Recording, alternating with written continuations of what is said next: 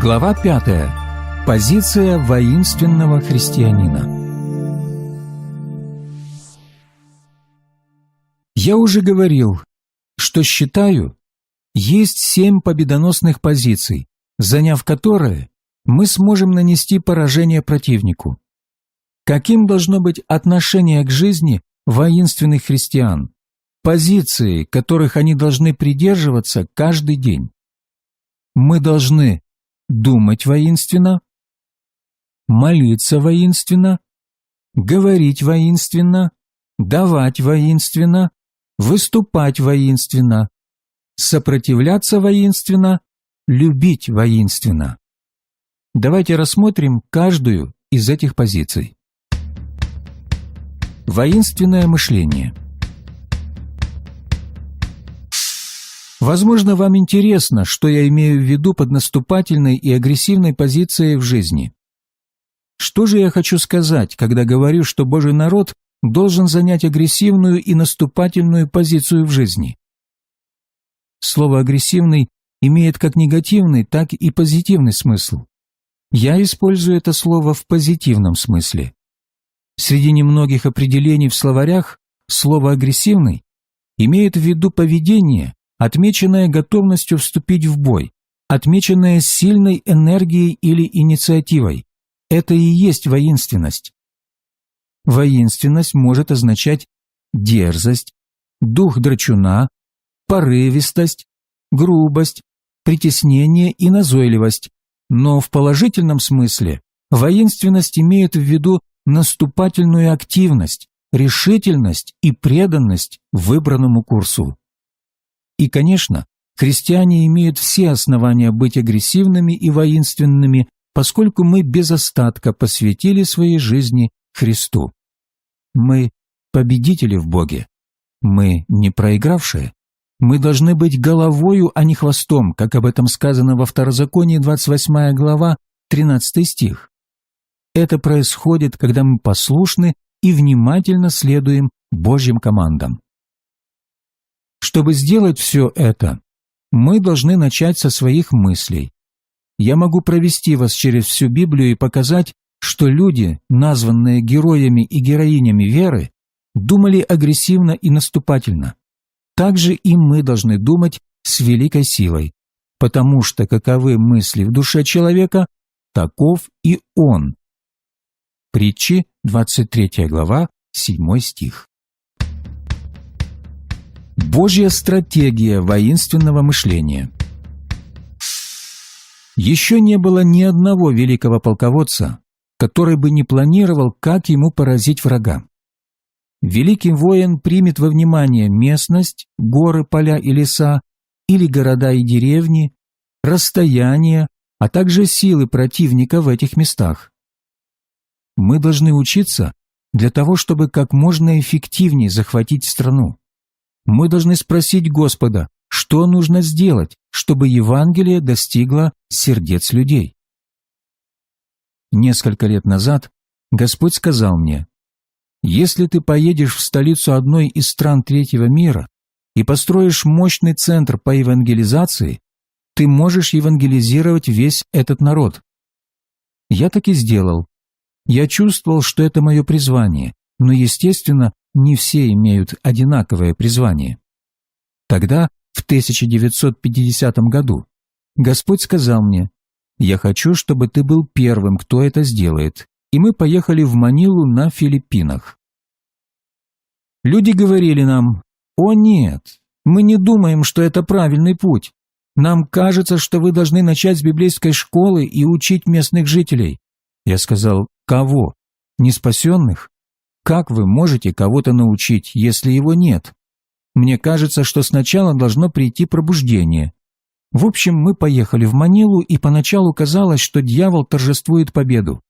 Мы приходили в церковь, и там не было никого, кроме меня, моей жены и наших сыновей. Вы спросите: «Ну и что вы сделали?» У меня была церковь. Мы пели, молились, плакали, я проповедовал. Мы делали все, даже собирали пожертвования.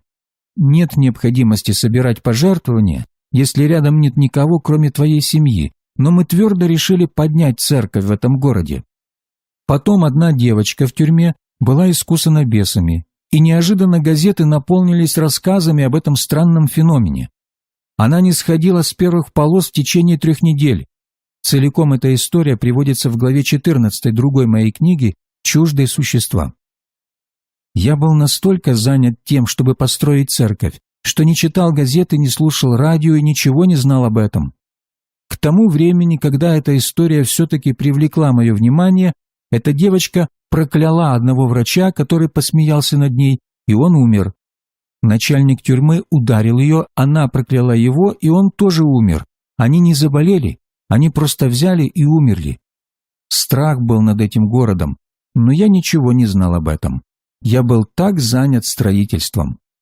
Тогда я узнал, что неплохо иногда выходить из своей церкви.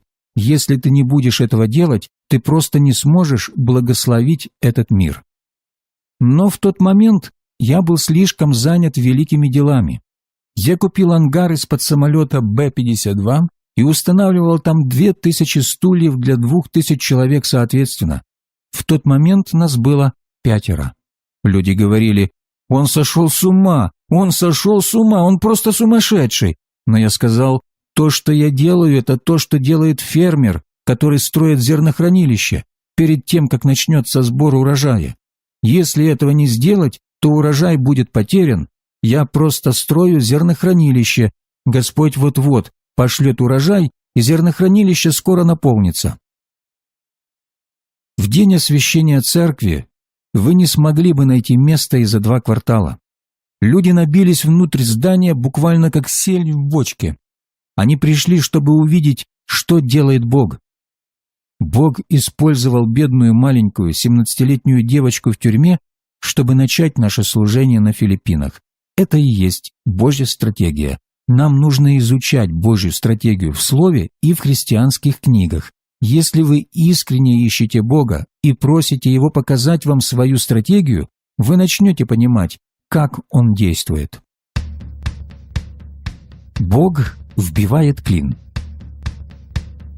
С первого взгляда могло показаться, что эта обладаемая бесами девочка не имеет никакого отношения к моей церкви. Тем не менее, Господь привлек мое внимание к этой ситуации, послал меня в тюрьму принести освобождение девочке, и это привлекло к моей церкви и служению внимание массы людей и правительственных служащих. Освобождение Клариты Вилануэвы было Божьим оружием, его клином, вбитым в закрытую дверь на Филиппинах. А коли уж нога его просунулась в эту дверь, было нетрудно захватить территорию, продолжая напирать. Как только эта девочка была освобождена, я смог получить разрешение от мэра города достроить здание, а также проповедовать в течение 6 недель в городском парке.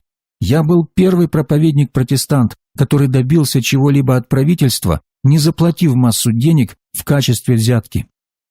В то же самое время Бог уже поднял людей в Америке, чтобы они посылали нам материалы, которые были нужны для мощного пробуждения. Даже не зная, чем мы тут занимаемся, Гордон Линдси из Техаса послал нам 1000 журналов со свидетельствами и учениями. Точно так же, не зная, что мы делаем, Орал Робертс послал мне фильм об исцелении, приложив к нему проектор, экран и все остальное, что необходимо для демонстрации. Через Рубина Канделария, управляющего методистскими церквами Манилы, Бог чудесным образом открыл эти церкви для нашего служения. Я ходил по всем церквям, проповедуя, показывая фильмы и распространяя журналы. К тому времени, когда мы начали собрание в парке, весь город был в огне. Методистская церковь Тей-Тей заплатила, чтобы я мог выступить на радио. Они заплатили за 15 минут после вечерних новостей на мощной станции, которая вещала на все Филиппины. Каждый вечер, сразу после новостей, я рассказывал, что происходило в Маниле. Люди приезжали со всех концов страны, чтобы быть на наших собраниях. Не было ни одного крупного города, откуда не было бы людей на этих собраниях. Они приходили, чтобы видеть чудеса, которые совершались там.